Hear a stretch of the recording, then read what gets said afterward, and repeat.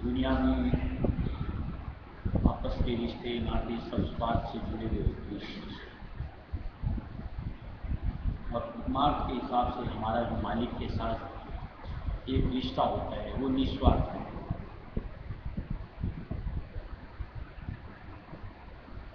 हम लोग मालिक के दर पर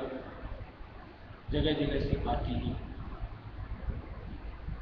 हम सब के साथ जो मन जुड़ा हुआ है, तरह तरह की सोच विचार धारणा और फिर जो दुनिया का पुराना रवैया कि धर्म के नाम से भी किसी भी इष्ट से जुड़ने में स्वार्थ का कुछ दिया गया।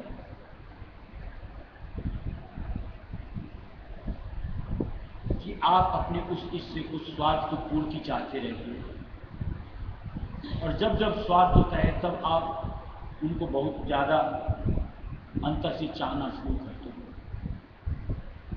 और जहाँ स्वार्थ पूरा होता है उसके बाद धीरे धीरे आपकी सहजता आ जाती है। लेकिन रायश्री मत हमें इन सब चीज़ों से यानी ऐसी धारणाओं से अलग करता है।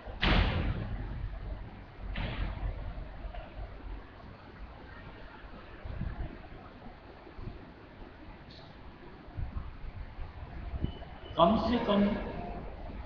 ये एक दर्द एक थॉट जहां हमारा रिश्ता मालिक के कुल्ल से जुड़ता है, यहां तो कम से कम एक जो दुनिया का व्यवहार स्वार्थ के साथ आ इस दर पर तो कम से कम इससे हम ऊपर अपने आप को उठाएं और निस्वार्थ भाव के साथ अपने मालिक से अपने आप को जोड़ने का प्रयत्न करें।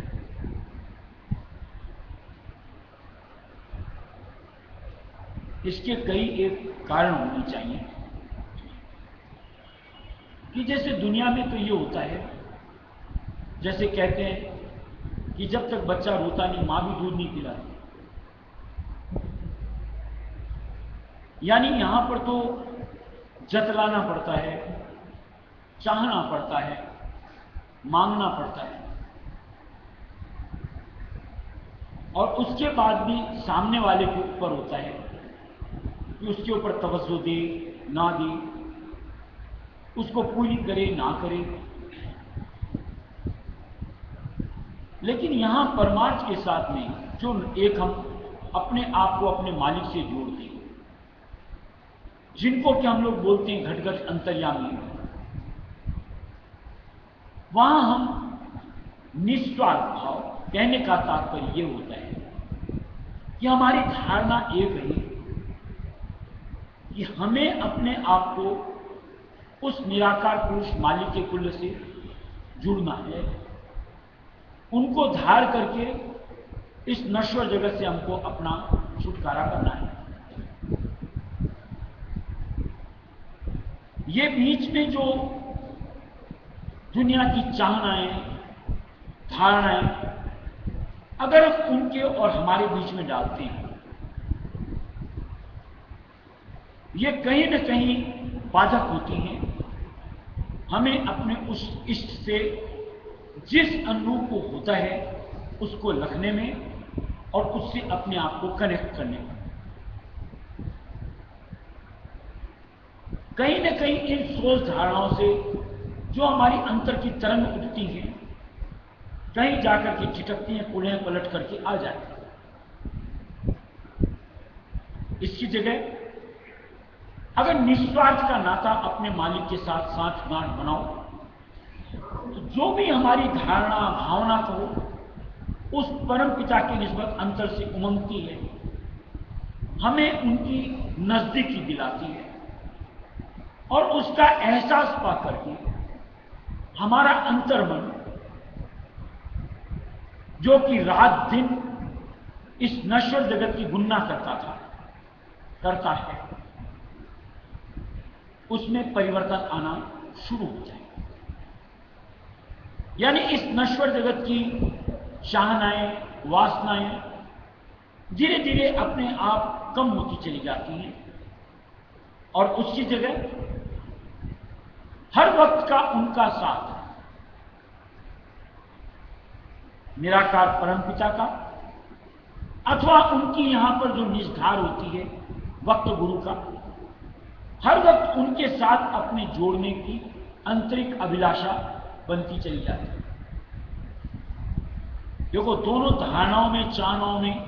बड़ा भारी फर्क होता है। एक ये धारणा, चाहना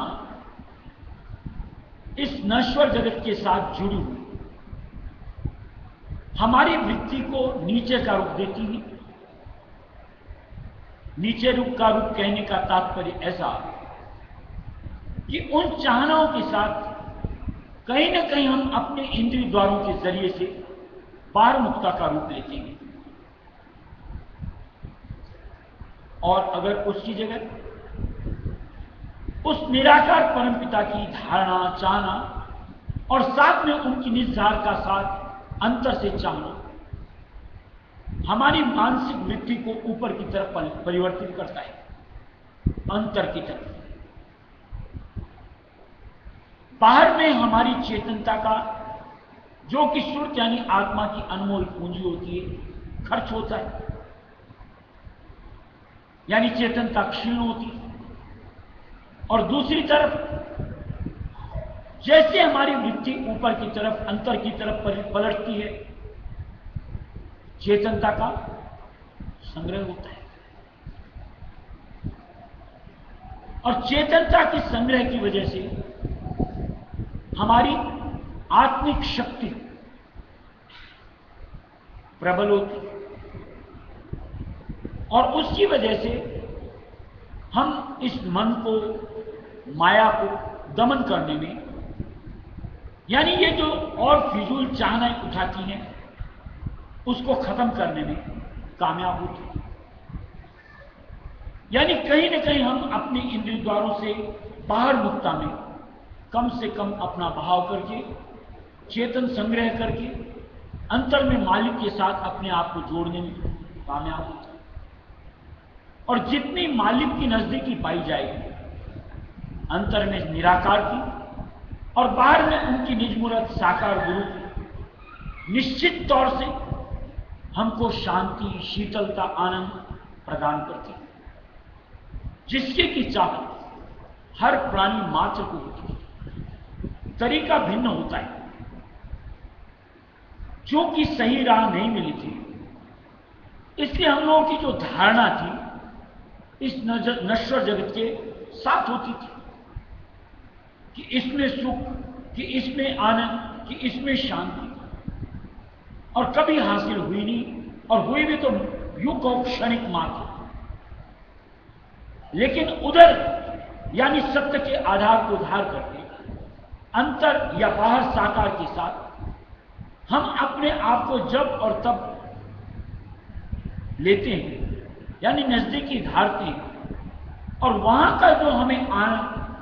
शांति, स्थिरता मिलती है, उसके वजह से जो अंतर की दिलासा कहो या यूं कहो जन्मांजन्म की जो एक सुर्त यानी आत्मा की चाहत, वो परिपूर्ण होती है। और उसको पाकर के धीरे धीरे मन की सोच में इस तरीके का परिवर्तन आता है कि मुझे इस पाठ को, जो मुझे सुख, शांति, आनंद प्रदान करती है, स्थिरता के साथ बढ़ाना चाहिए, और इधर से यानी बाहर मुक्ता से, नश्वर जगत से धीरे धीरे धीरे अपने चित्त को निकालना चाहिए। देखो, ये जिंदगी यानी जीवन गुजर बसर करने के लिए इंसान को बहुत कुछ नहीं चाहिए। ये एक मन की अलग धारणा बनती है कि इतना करें, इतना करें। लेकिन जो जो जो जो आप सत्संग से जुड़ते चले जाते हो और सत्संग में जो कुछ सुनते हैं उसके जरिए से आप अंतर में पलटते चले जाते हो, आपकी धारणा में परिवर्तन आता है, यथार्थ का बोध होता है कि सच्चाई क्या है और मेरे काम में क्या चीज आती है। पहले जैसे हम लोगों का रूप होता था बाहर की तरफ एक धारणा कि इसके जरिए से, कि इसके जरिए से, कि इसके जरिए से मुझे सुख, शांति, आनंद मिलेगा, जिसको कि हम लोगों ने अपनी जिंदगी में देखा कि कितना भी कुछ भी हो जाए उनके साथ में आनंद कम और दुख कलेश ज्यादा मिलता है। और जो जो सत्संग से जुड़ते हुए अंतर में निराकार से, बाहर में साकार से जो जो जुड़ते हैं और उनकी सानिध्यता के साथ जो सुख, आनंद, शांति मिलती है, वो राहत प्रदान करती है, स्थिरता देती है, आनंद बख्शती है। अपने आप धारणा परिवर्तित होकर के उसके लिए अंतर की तलब बढ़ती चली जाती है कि हकीकत में यही आनंद था जिसकी चाहना मैं जन्मांजन्म से करता रहा था और जिसके लिए मैं इस नश्वर जगत में जाता ही चला जा रहा था। यानी उसके बाद बाहर की यूं कहो रवैया, बाहर का बिखेर अपने आप धीरे धीरे कम होता चला जाता है और उनकी चरण शरण में बाहर अंतर अपने आप की बैठक कायम करके सुकून, शांति, आनंद हासिल करता चला।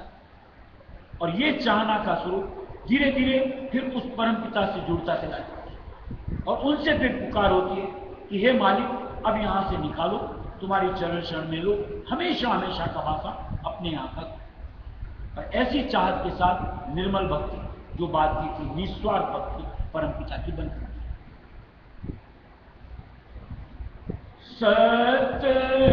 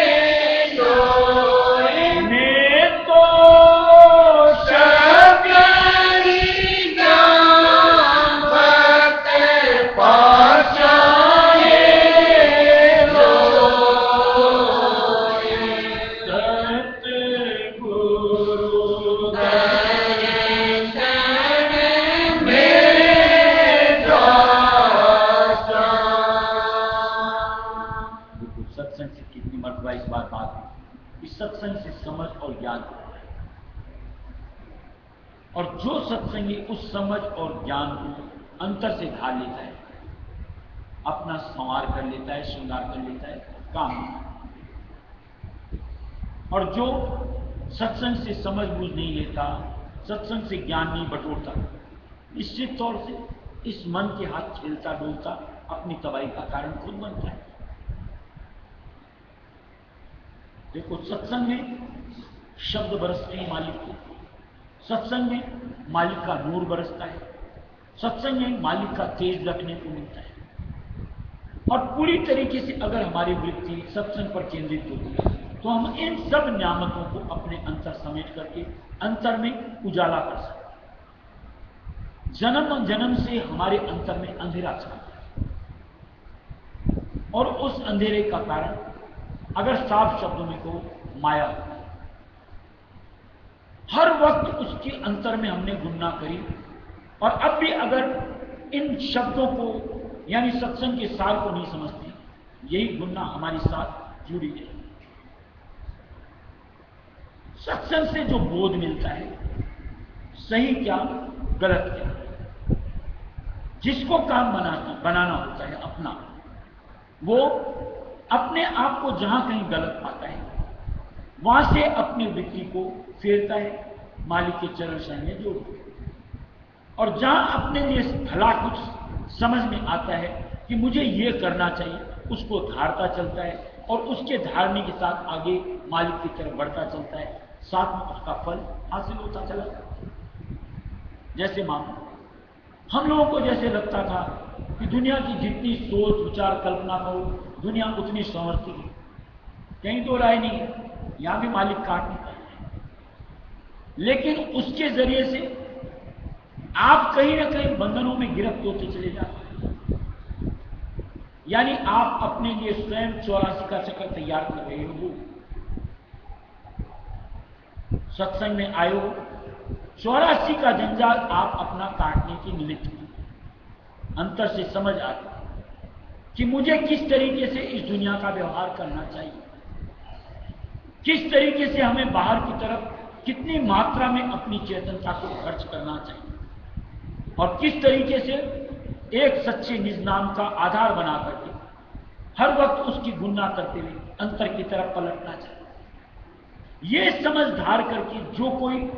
अपने आप की संभाल कर पाता है, मन को इंद्रियों को अपने कंट्रोल में ले पाता है, निश्चित तौर से अपना सुधार कर लेता है। यानी निश्चित तौर से अपनी चेतनता बचा करके निज काम में यानी निज नाम की कमाई में उसको सर्व करके भक्ति फला दे। जब तक सत्संग की समझ नहीं मिलती, हकीकत कहो विकार भी क्या होते हैं इसकी भी समझ नहीं होती। गिनने को सब गिन देते हैं, आत्मा के गुण भी गिन देंगे, विकार भी गिन देंगे, यानी वास्तविक ज्ञान सारी दुनिया के पास कूट कूट करके भरा हुआ है, लेकिन उनसे अपने आप का निकास बचाव कैसे करना है, किस आधार को धार करके करना है, इसकी समझ किसी के पास नहीं। जैसे मान लो कहते हैं 5 प्रबल विकार होते हैं, किसी से पूछ तो सब बता देंगे, काम क्रोध लोभ मोह अहंकार वैर विरोध ईर्ष्या, हर दुनिया बता सकती। लेकिन क्या बताने मात्र से उनसे छुटकारा हो जाता है?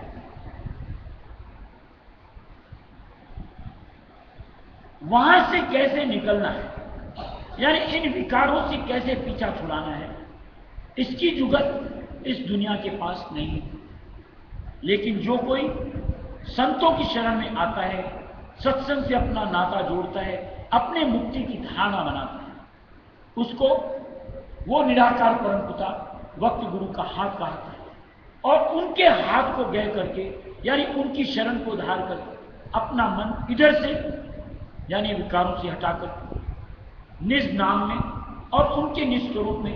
जोड़ करके इनसे हमेशा हमेशा के लिए छुटकारा पाता। बिना आधार के कुछ भी परिवर्तित नहीं हो सकता। आप अगर चाहोगे कि चलो मैं देखता हूं, देखिए मैं कैसे लोभ के साथ बरत पाता, मैं माया का चाह नहीं करता, जैसे कई त्यागी वैरागी जो बने फिरते हैं, हम ये नहीं करते, हम ये नहीं लेते, हम वो नहीं लेते, दर दर क्यों मारे फिरते हो? एक बात का जवाब दो, अगर तुमने त्याग दिया है तो बाहर के स्वरूप से आप ये जतलाना चाहते हो कि मैंने सब छोड़ दिया, और फिर दर दर मारते हो कि लाओ ये दे दो, ये दे दो, ये दे दो। कहां आपका लोभ अंग गया बताओ तो सही। खाली ऊपर स्वांग के कपड़े पहन लेने मात्र का नाम त्यागी नहीं होता, ये त्याग अंतर का विषय होता है। और अंतर के त्याग को सिवाय सच्चे मालिक के, सच्चे गुरु के और कोई नहीं दिला सकता। वो अंतर से इतनी तसल्ली बख्शते हैं, इतनी एक शांति बख्शते हैं कि जिसको धार करके हमारी इस नश्वर जगत से चाहना खत्म हो जाती है। उसके बाद सिर्फ जरूरत मात्र तक की चाहना रहती है, जो कि वो मालिक जो उनकी चरण शरण में भक्ति करता है अनायास पूर्ति करते हैं। इस तरीके से एक एक अंग से एक सत्संगी की वृत्ति पलट करके सिर्फ और सिर्फ परमपिता के प्रति समर्पित होती है। ये एक तरीका होता है संत मत सच्चे शरण का, जहां हम अपने आप को अंतर में जोड़कर अपना भला करते हैं। काम क्रोध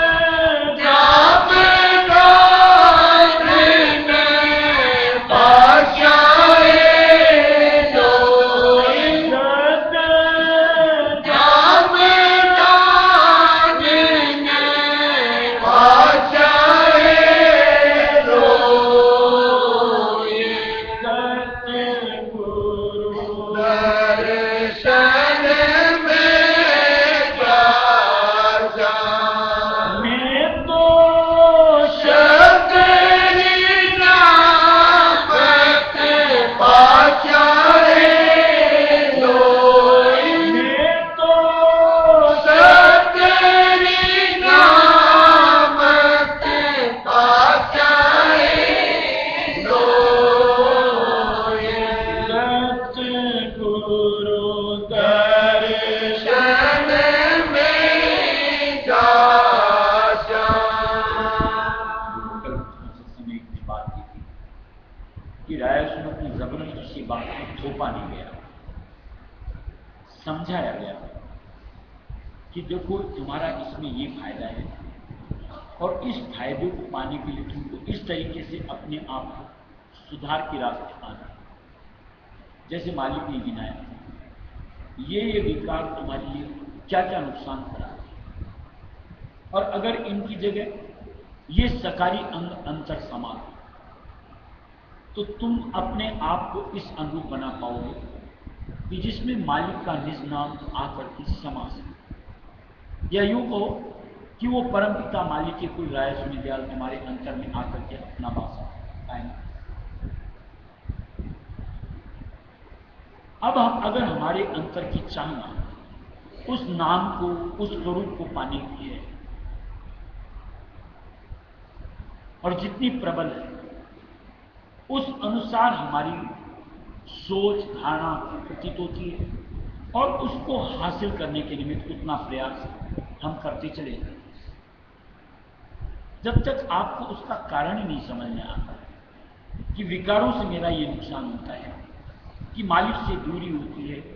कि कहीं मन हमारा स्थिर नहीं होता, कि कहीं हम अपने आप को मालिक का संजोग दिलाने में कहीं दूर अपने आप को पाते, ऑटोमेटिक आपको व्याकुलता होती है, छटपटाहट होती है, मन में एक कशिश होती है कि यार ये कौन सी स्थिति है कि देखो एक तो नाम का प्रेम जो कि राय सुन्नत में जुड़ने की सबसे पहली पहचान है कि नाम सुनते अगर आपको प्यारा लग रहा है तो कहीं ना कहीं एक एहसास कि इस नाम के साथ मेरा कहीं ना कोई ताल्लुक जरूर है, यानी वो नाम हमको अपनी तरफ खींचता है। और सत्संग से जो आप बराबर अपना नाता बना करके रखते हो, हर वक्त नाम के प्रति सजगता जतलाई जाती है, कहीं ना कहीं चर्चा सुन करके मन को कहीं ना कहीं एक खटक होती है, शांति मिलती है, अपने आप उस चीज की सोच विचार बनता चला जाए कि यार बात तो सही है, बातें सही हैं, नाम भी प्रिय रखता चला जाए, बार बार मिलने का जतन भी होता रहता है, लेकिन फिर समझ आती है कि इन विकारों के साथ बरतते हुए कहीं ना कहीं जो एक आधार बनना चाहिए, यानी हर वक्त का उसका साथ बनना चाहिए, वो नहीं कर पाते, फिर अपने आप अपने लिए सचेत होता है। कई सत्संग जैसे सुना होगा कि विचार करना पड़ता है कि सबसे ज्यादा मेरा यूं को वृत्ति किस ओर जा रही है, यानी किस विकार से जुड़ रही है, और जब समझ में आएगा इस अंग से मैं अपने आप को ज्यादा जुड़ करके अपना नुकसान ज्यादा करता, फिर वहां से अपने समाल की सोच बनती है कि नहीं अब देखते हैं इसको कैसे कम नहीं करते। अंतर से मालिक से पुकारो, मालिक दया करो, मैंने ठाना है आप दया करोगे, निश्चित तौर से कामयाब हो जाओगे। बड़े से बड़ा कोई सा भी पूर्ण, अगर आपका प्रयत्न है मालिक की दया साथ जुड़ती है, समय पाकर के उस अंग से आपका छुटकारा निश्चित तौर से हो जाता है। ऐसे एक एक विकारी अंग हमारे अंतर से हटते चले जाते हैं और उनकी जगह सद्गुण हम में समाते चले, और वही सद्गुण एक हमको लियाकत देते हैं, पात्रता देते हैं, जहां जैसे दिया है कि जब नाम दान न पाशाएं, कि जब हमको ये नाम का दान यानी रायस में नाम हमारे अंतर आ समाएगा और हम हर वक्त उसके आधार को पाकर के अपने आप को खुशहाल करें। ये एक समझ आई बात कि हाँ हकीकत से ऐसा करने से ऐसा हो,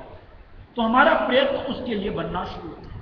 और एक आपको समझ ही नहीं, बस करो करो करो, अरे क्यों करो, कहीं तो कोई फायदा भी दिखे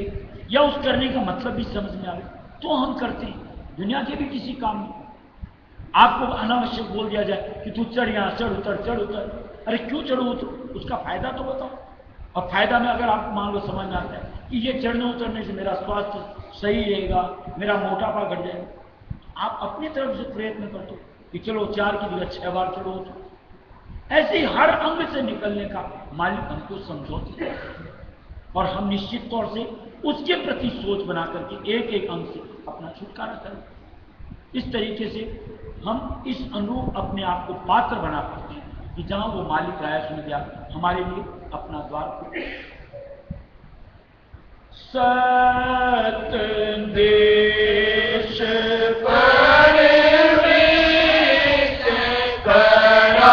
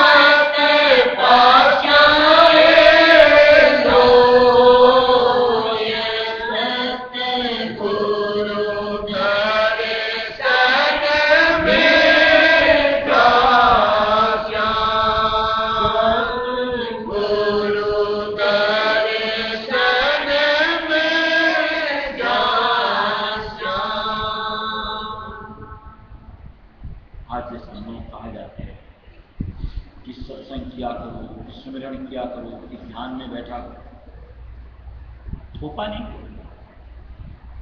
इनके फायदे बताए गए कि अगर आप सत्संग करोगे, अगर आप सुमिरन करोगे, अगर आप ध्यान के आदि होगे तो इस तरीके से आपकी चेतन, आपकी वृत्ति प्रवृत्ति है, आपके अंतर की सोच विचार धारणा में कहीं मालिक के साथ की एक कल्पना बनती है और तब कहीं जाकर के आप इस नश्वर जग से विमुख होते हो, निज घर की तरफ आपका मन बनता है पलटने, तब कहीं जाकर आप मुक्ति हासिल। एक आपको कारण नहीं बताया जाता, बस आप करो, तुमको ये करना है, जबरन क्यों करूं, क्यों करना है, उसका उद्देश्य नहीं समझ में आएगा तो निश्चित तौर से एक फॉर्मेलिटी होती है और फॉर्मेलिटी में चित्त हमारा उसमें जुड़ता नहीं, और जब तक चित्त ही नहीं जुड़ेगा उसका प्रभाव हमारे अंतर समाई नहीं। आपकी समझ है, आप जैसे मान लो सत्संग में आके बैठे, आपको समझ आती है कि सत्संग में बैठने का मेरा ये फायदा, आप सत्संग में तरीके से बैठते हो, वचनों के ऊपर अपने आप को केंद्रित करते हो, स्वरूप को यानी त्राटक करते हो, अंतर समाने का प्रयत्न करते हो आगे की सोच के साथ कि मुझे भजन ध्यान बंदगी में सहूलियत मिलेगी। सत्संग के वचन हर वक्त अंतर बुनते चलने लग जाते हैं, खटक पैदा होती है, कहीं ना कहीं अपने आप को पलटने में सहायक होती है। यानी ऐसे हमको कारण मिलता है और उन कारणों की वजह से हम अपने आप को यहाँ संभाल कर पाने की क्षमता, अपने आप फिर जो बहुतायत के साथ वृत्ति का बहाव, यानी चेतनता का खर्च बिना सोची समझे कहीं पर भी करते अपने आप में, वहां हम अपना कंट्रोल बनाना शुरू कि नहीं, बस इससे ज्यादा और मुझको नहीं करना, इतने मात्र से मेरा काम हो। और इस तरीके से अपने आप का बचाव करता हुआ मालिक की चरण शरण में दृढ़ता हासिल कर। ये एक कायदा तरीका होता है सत्संग से जुड़ करके अपनी संभाल बनाने का। बार बार